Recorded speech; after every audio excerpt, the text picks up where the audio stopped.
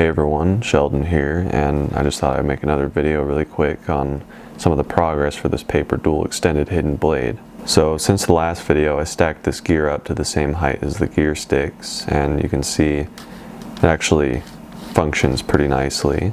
There's still a little bit of friction in some of these areas, but I'm working on it. So the other component I made since the last video is this part right here.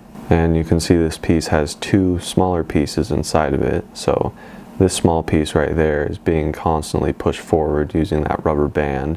I was going to use a spring, but this piece right here already is going to have tension pulling on it that direction. So if I put a spring on there that's pushing on that piece in addition to the other rubber band, it's just going to break off. But anyway, this top piece has two little notches right there. So if I push this piece to the left, that smaller piece pushes up inside that notch. So basically it just switches between those two notches.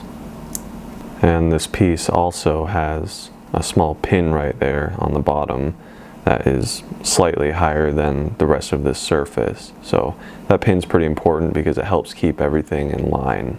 And you can see that by me putting this component inside here and flipping it over.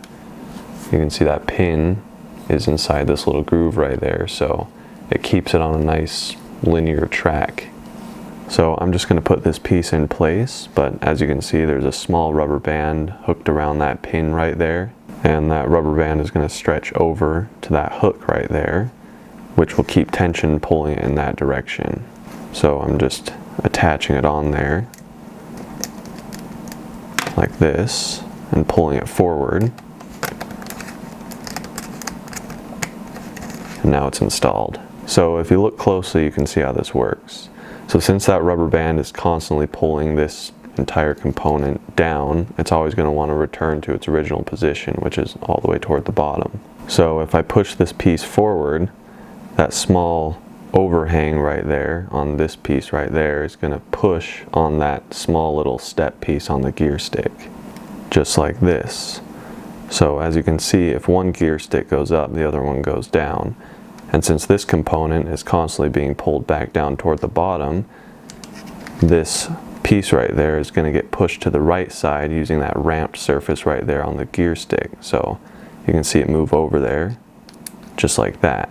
And then that means the overhang is on this side now. So that piece right there is going to push on that step piece on the gear stick, just like this. So basically it's just going to switch sides and just keep doing this motion.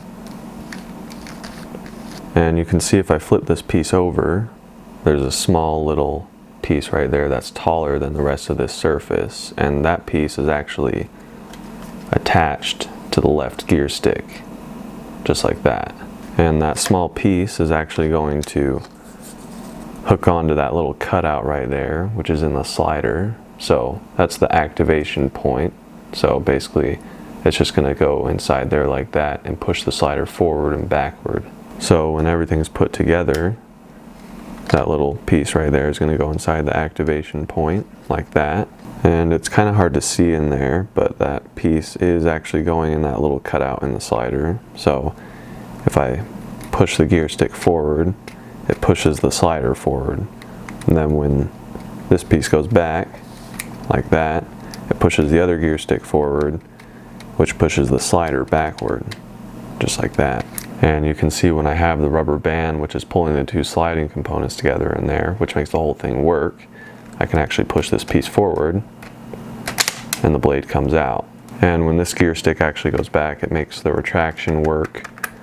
I have a hard time using this component right now because this gear stick likes to slip off the activation point on the slider because I don't have the top cover installed yet.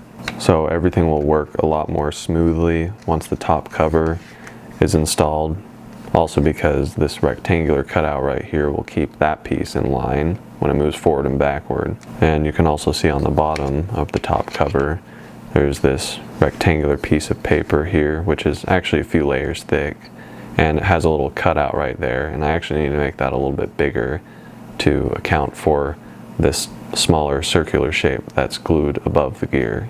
but basically the width of this piece from here to here is the same as the width from the inside of this wall and the inside of this wall. So basically it's just going to sit kind of on top of the gear sticks, which will keep everything down in place. So hopefully after that everything will work out pretty nicely, and there's still one additional piece which is going to go on top of this top cover piece. So I guess that'll be the top cover kind of. And in case you guys are wondering if this is going to be string activated, yes it is, and the string is going to be attached to this piece right here.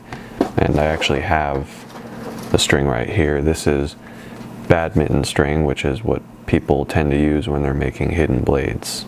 So it's just going to attach right there like that, and pulling the string forward this direction is just going to pull this piece that direction, which will make everything work. So yeah, that's basically what I have so far. I only really need to make like one other component and then just drill all the holes, secure everything in place with some screws, and then polish everything up, and the whole thing should be finished. So if you guys have any questions, feel free to ask in the comment section below or in a personal message, and be sure to subscribe if you'd like to see all the latest updates, and I'll see you guys in the next video.